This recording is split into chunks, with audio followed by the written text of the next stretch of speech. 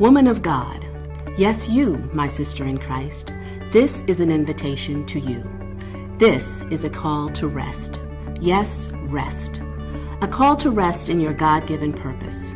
With all of the many people and places and things you already care for in your life, you know in your spirit and your soul that God has a specific life purpose you are called to fulfill.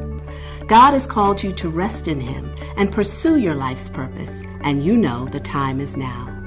REST stands for Restore, Explore, and Strengthen Women to Transform the World.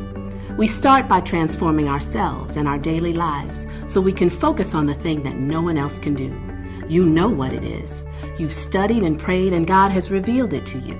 Now it's time to get to work. So join us, a community of women right where you live who are on fire with a passion to do just what God has called us to do. Come to rest.